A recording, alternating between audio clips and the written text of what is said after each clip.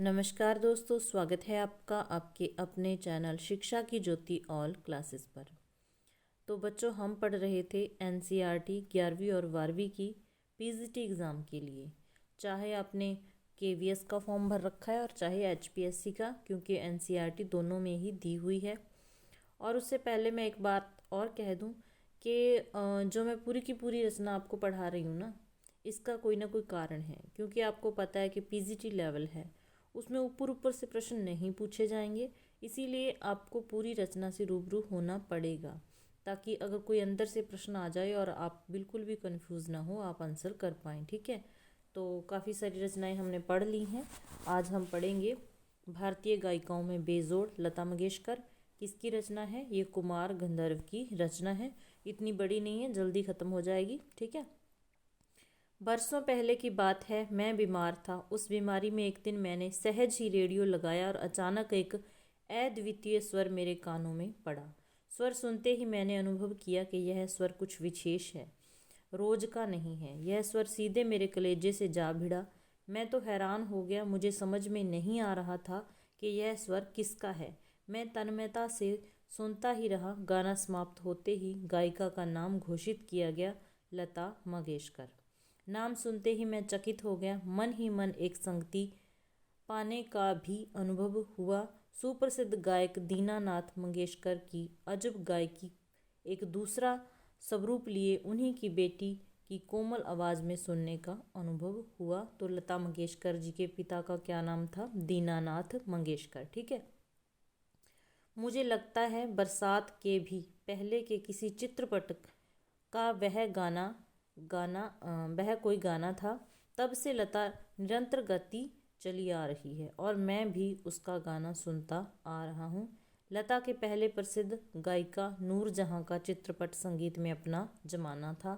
तो लता से पहले कौन सी मशहूर गायिका थी? नूरजहां। ये नाम याद रखना है। ठीक है, नूरजहां का यहाँ जिक्र हुआ है। परंतु उसी क्षेत्र में बाद में आई हुई लता उससे कहीं आगे निकल गई। कला के क्षेत्र में ऐसे चमत्कार कभी कभी दिख पड़ते हैं, जैसे प्रसिद्ध सितारिये बिलायत खां अपने सितार वादक पिता की तुलना में बहुत ही आगे चले गए। तो सितार वादक बिलायत खां का जिक्र आया है, इसका नाम भी याद रखना है। नूरजहां का नाम आया है, उसका याद रखना है नाम। ठीक है। मेरा स्पष्ट मत है कि भारतीय गायिकाओं में लता के जोड़ की गायिका हुई ही नहीं। लता के कारण चित्रपट संगीत को विलक्षण लोकप्रियता प्राप्त हुई है। यही नहीं, लोगों का शास्त्रीय संगीत की ओर देखने का दृष्टिकोण भी एकदम बदला है। छोटी बात कहूँगा, पहले भी घर घर छोटे बच्चे गाया करते थे, पर उस गाने में और आजकल घरों में सुनाई देने वाले बच्चों के गानों में बड़ा अंतर हो गया है। आजकल के नन्हे मुन्ने भी स्वर में गुनगुनाते हैं, मतलब स्वर में गाने लगे हैं, सुर में। क्या लता इस जादू का कारण नहीं है? कोकिला का स्वर निरंतर कानों में पड़ने लगे तो कोई भी सुनने वाला उसका अनुकरण करने का प्रयत्न करेगा, ये स्वाभाविक ही है। चित्रपट संगीत के कारण सुंदर स्वर मालिकाएं लोगों के कानों पर पड़ रही हैं। ठीक है, तो मतलब कि मालिकाओं का यहाँ अर्थ हो गया, स्वरों के क्रमबद्ध समूह से है। मालिकाओं का अर्थ नीचे अर्थ दिए हुए हैं, थोड़ा सा इसको भी आपने देखना है। ठीक है, स्वर मालिका में बोल नहीं होते, शब्द नहीं होते। ठीक है। तो लोगों के कानों पर पड़ रही हैं। संगीत के विविध प्रकारों से उनका परिचय हो रहा है, उनका स्वर ज्ञान बढ़ रहा है। सुरीलापन क्या है, इसकी समझ भी उन्हें होती जा रही है। तरह तरह की लय के भी प्रकार उन्हें सुनाई पड़ने लगे हैं और आकार युक्त लय के साथ उनकी जान पहचान होती जा रही है। साधारण प्रकार के लोगों को भी उसकी सूक्ष्मता समझ में आने लगी है। इन सब का श्रेय लता को ही है। इस प्रकार उसने नई पीढ़ी के संगीत को संस्कारित किया है और सामान्य मनुष्य में संगीत विषय कवि रुचि पैदा करने में बड़ा हाथ बटाया है। संगीत की लोकप्रियता, उसका प्रसार और अभिरुचि के विकास का श्रेय लता को ही देना पड़ेगा। ठीक है, तो ये अर्थ साथ में दिए हुए हैं, थोड़ा सा देख लेना। सामान्य श्रोता को अगर आज लता की ध्वनि मुद्रिका और शास्त्रीय गायकी की ध्वनि मुद्रिका सुनाई जाए तो वह लता की ध्वनि मुद्रिका ही पसंद करेगा। ठीक है, मतलब कि शास्त्रीय संगीत के बजाय जो आज का जो मतलब कि श्रोता है वो लता की आवाज़ को ज़्यादा पसंद करेगा। गाना गाना कौन से राग में गाया गया है और ताल कौन सा था, यह शास्त्रीय ब्यौरा इस आदमी को सहसा मालूम नहीं रहता। उसे इससे कोई मतलब नहीं कि राग मालकोस था और ताल तिरताल। ठीक है मतलब कि ये राग का नाम है मालकोस था और ताल तिरताल। तो इसका भी आपको ध्यान रखना है कि मालकोस का यहाँ जिक्र आया है। मालकोस का अर्थ होता है भैरवी थाट का राग, जिसमें रे और पै वर्जित होता है। ठीक है, ध्यान रखना है, नीचे अर्थ दिया हुआ है। वैसे वैसे ये राग होता है भैरवी थाट का राग होता है, जिसमें रे और प वर्जित होता है। इसमें सारे स्वर कोमल लगते हैं और यह गंभीर प्रकृति का लोकप्रिय राग है मालकोस। और ताल त्रिताल, त्रिताल का अर्थ होता है यह 16 मात्राओं का ताल होता है। ध्यान रखना है, त्रिताल में अगर मात्रा पूछी जाए तो 16 मात्राओं का ये ताल होता है। ठीक है, और 4-4 मात्राओं के 4 विभाग इसमें होते हैं, 4-4 मात्राओं के। ये छोटी सी बात है लेकिन आपने ध्यान देनी है, इसमें दी हुई है। ठीक है उसे तो चाहिए वह मिठास जो उसे मस्त कर दे, जिसका वह अनुभव कर सके, और यह स्वाभाविक ही है, क्योंकि जिस प्रकार मनुष्य हो तो वह मनुष्य है, वैसे ही गानपन हो तो वह संगीत है। ठीक है, गानपन का मतलब गाने का अंदाज। ठीक है, गानपन का अर्थ है गाने का अंदाज। और लता का कोई भी गाना लीजिए तो उसमें 100% यह गानपन मौजूद मिलेगा। ठीक है, मतलब कि लता के सारे गाने सुरीले मधुर होते हैं, सभी को पसंद आते हैं। लता की लोकप्रियता मुख्य मर्म यह गानपन ही है। तो ये विशेषता आ गई, उनकी साथ में विशेषताओं को भी ध्यान में रखना है। मतलब कि उनके गाने का जो अंदाज है, उनकी विशेषता है उनकी गायकी की। लता के गाने की एक और विशेषता है उनके स्वरों की निर्मलता, जो ये दूसरी विशेषता आ गई। गानपन, अंदाज गाने का, और उनके स्वरों की निर्मलता, ये दूसरी विशेषता आ गई उनकी गायकी की। उसके पहले की पार्श्व गायिका नूरजहां भी एक अच्छी गायिका थी। नूरजहां का नाम ये दूसरी बार आ चुका है, ध्यान देना है, इसमें संदेह नहीं। तथापि उसके गाने में एक मादक उत्तान दिखता था। लता के स्वरों में कोमलता और मुग्धता है। ऐसा दिखता है कि लता का जीवन की ओर देखने का जो दृष्टिकोण है वही उसके गायन की निर्मलता में झलक रहा है। ठीक है, हाँ, संगीत दिग्दर्शकों ने उसके स्वर की इस निर्मलता का जितना उपयोग कर लेना चाहिए था उतना नहीं किया। मैं स्वयं संगीत दिग्दर्शक होता तो लता को बहुत जटिल काम देता, ऐसा कहे बिना रहा नहीं जाता। लता के गाने की एक और विशेषता उसका नादमय उच्चार। क्या है? नादमय उच्चार। लता की विशेषताएं आपसे मतलब कि ऑप्शन में दी जा सकती हैं, उसमें से कौन सी नहीं है, इस प्रकार से प्रश्न बन सकता है। ठीक है सॉरी। तो ये एक और विशेषता है। उसके गीत के किन्हीं 2 शब्दों का अंतर स्वरों के आलाप द्वारा बड़ी सुंदर रीति से भरा रहता है, और ऐसा प्रतीत होता है कि वे दोनों शब्द विलीन होते होते एक दूसरे में मिल जाते हैं यह सामान्य श्रोता को अगर आज लता की, हाँ ये तो पेज रिपीट हो गया, यह बात पैदा करना बड़ा कठिन है, परंतु लता के साथ यह बात अत्यंत सहज और स्वाभाविक हो बैठी है। ऐसा माना जाता है कि लता के गाने में करुण रस विशेष प्रभावशाली रीति से व्यक्त होता है। तो कौन से रस की बात हो रही है? करुण रस की। करुण रस लता की गायकी में मतलब के विशेष रूप से प्रभावशाली रहता है। ठीक है,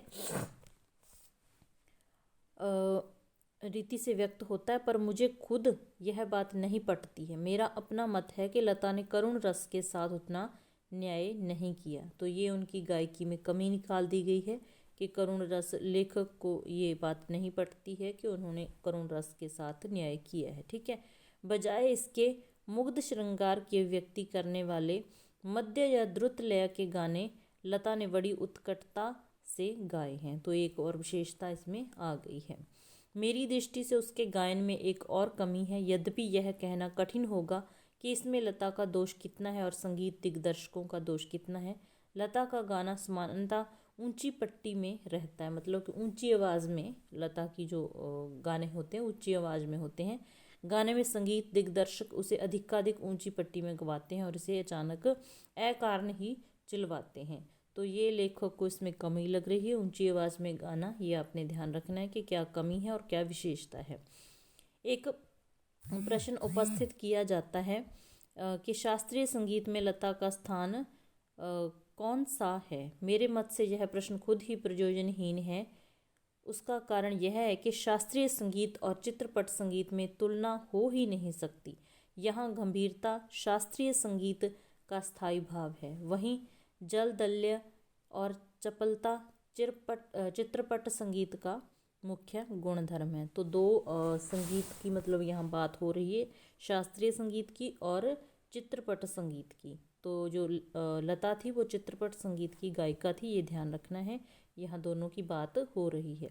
चित्रपट संगीत का ताल प्राथमिक अवस्था का ताल होता है, जबकि शास्त्रीय संगीत में ताल अपने परिष्कृत रूप में पाया जाता है। चित्रपट संगीत में ये दोनों में मतलब तुलना हो रही है, इन बातों का आपने ध्यान रखना है। चित्रपट संगीत में आधे तालों का उपयोग किया जाता है, उसकी लय कार्य बिल्कुल अलग होती है, आसान होती है। यहाँ गीत और आघात को ज़्यादा महत्व दिया जाता है, सुलभता और लोच को अग्रस्थान दिया जाता है। तदपि चित्रपट संगीत गाने वाले को शास्त्रीय संगीत की उत्तम जानकारी होना आवश्यक है, और वह लता के पास निसंशय है। 3-3.5 मिनट के गाए हुए, ये 1 मिनट देख लीजिए। लय 3 प्रकार की होती है, विलंबित लय, धीमी, मध्य लय और द्रुत लय। ठीक है, मध्य लय से दुगनी और विलंबित लय से चौगुनी तेज लय द्रुत लय कहलाती है। तो ये भी आपने ध्यान रखना है कि लय 3 प्रकार की होती है। ऊंचे स्वरों का प्रयोग जो लता को मतलब ऊंची आवाज़ में गाने वाली बात कही गई है। ठीक है, तो ये मीनिंग आपने देख लेने हैं। 3-3.5 मिनट के गाए हुए चित्रपट के किसी गाने का और एकाध खानदानी शास्त्रीय गायकी 3-3.5 घंटे की महफिल, इन दोनों का कलात्मक और आनंदात्मक मूल्य एक ही है, ऐसा मैं मानता हूँ।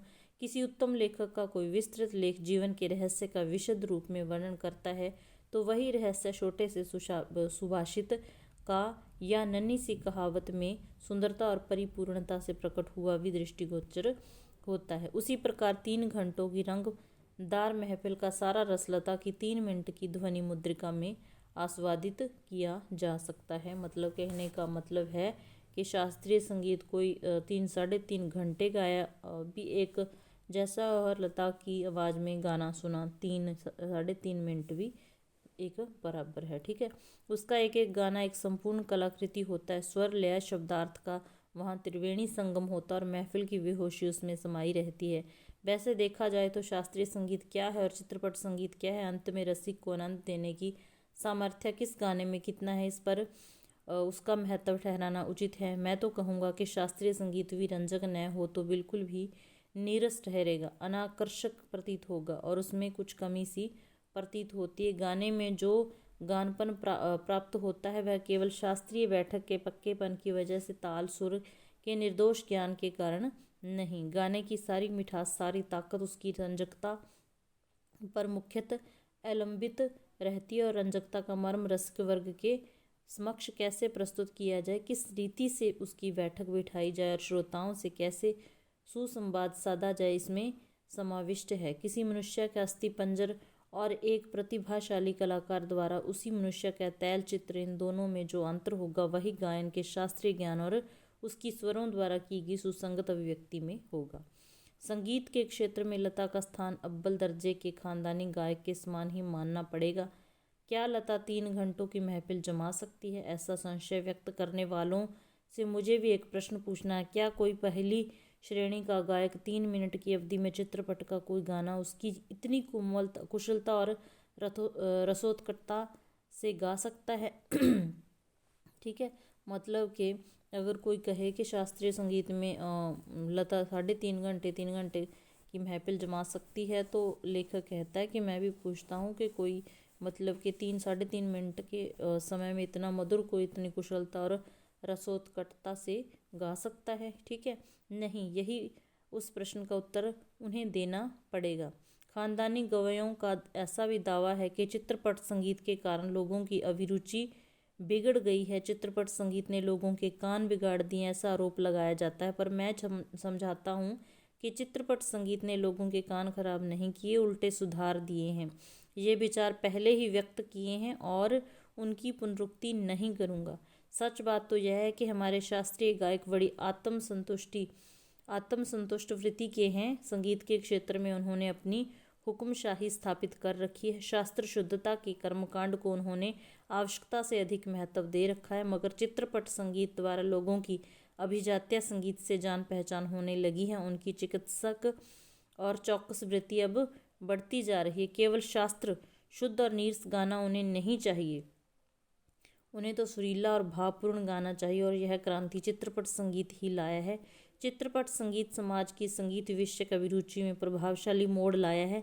चित्रपट संगीत की लचकदारी उसका एक और सामर्थ्य है, ऐसा मुझे लगता है। उस संगीत की मान्यताएं, मर्यादाएं, झंझटें सब कुछ निराली हैं। चित्रपट संगीत का तंत्र ही अलग है। यहाँ नवनिर्मित की बहुत गुंजाइश है। जैसा शास्त्रीय रागदारी का चित्रपट संगीत दिग्दर्शकों ने उपयोग किया, उसी प्रकार राजस्थानी, पंजाबी, बंगाली प्रदेश के लोकगीतों के भंडार को भी उन्होंने खूब लूटा है, यह हमारे ध्यान में रहना चाहिए।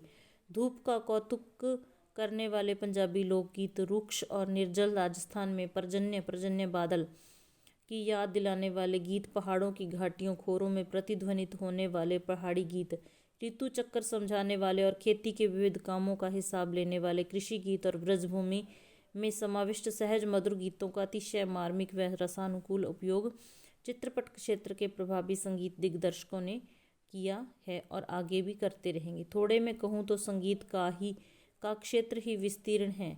वहाँ अब तक अलक्षित, असंशोधित और अदृष्टिपूर्व ऐसा खूब बड़ा प्रांत है। तथापि बड़े जोश से इसकी खोज और उपयोग चित्रपट के लोग करते चले आ रहे हैं। फलस्वरूप चित्रपट संगीत दिनों दिन अधिकाधिक विकसित होता जा रहा है। ऐसे इस चित्रपट संगीत क्षेत्र की लता अनविकसित सम्राज्ञी है।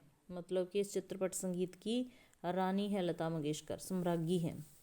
अनविकसित शब्द आया है, ध्यान रखना है। और भी कई पार्श्व गायक गायिकाएं हैं, पर लता की लोकप्रियता इन सभी से कहीं अधिक है। उनकी लोकप्रियता के शिखर का स्थान अचल है।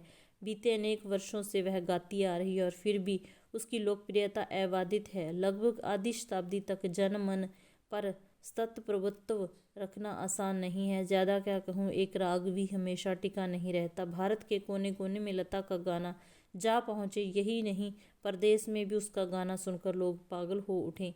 यह क्या चमत्कार नहीं, और यह चमत्कार हम प्रत्यक्ष देख रहे हैं। ऐसा कलाकार शताब्दियों में शायद एक ही पैदा होता है। ऐसा कलाकार आज हम सब के बीच है, हमें अपनी आंखों के सामने घूमता फिरता देख पा रहे हैं। कितना बड़ा है हमारा भाग्य। लेकिन अब वो हमारे बीच नहीं है, लता मंगेशकर जी। ठीक है, तो ये हो गया हमारा पूरा, मतलब रचना हमने पढ़ ली है। आप सब चीज़ों को जान पाओगे इससे। अब जिसकी रचना है कुमार गंधर्व की, उनके बारे में थोड़ा सा जान लेते हैं। इनका जन्म 1924 में और मृत्यु 1992 में हुई। जन्म सुले भावी, जिला बेलगाम में। मूल नाम शिवपुत्र सड़ीदारमया कामकली। ठीक है, तो ये नाम याद रखना है, सड़ीदारमया कामकली। मात्र 10 वर्ष की उम्र में गायकी की पहली मंचीय प्रस्तुति में इम्पोर्टेंट है। कितने वर्ष में पहली प्रस्तुति की, तो 10 वर्ष की आयु में।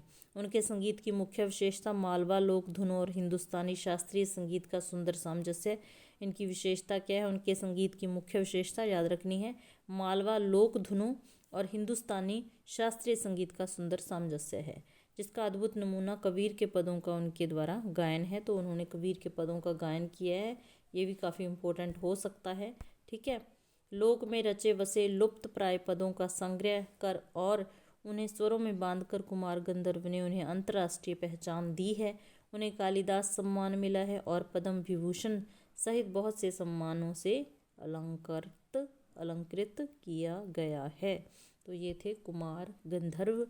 उम्मीद है आपको हेल्प मिलेगी इससे। ठीक है, अगर क्लास अच्छी लगी तो लाइक कर दिया करो। मिलते हैं ऐसी ही नेक्स्ट क्लास में, तब तक के लिए बाय, धन्यवाद।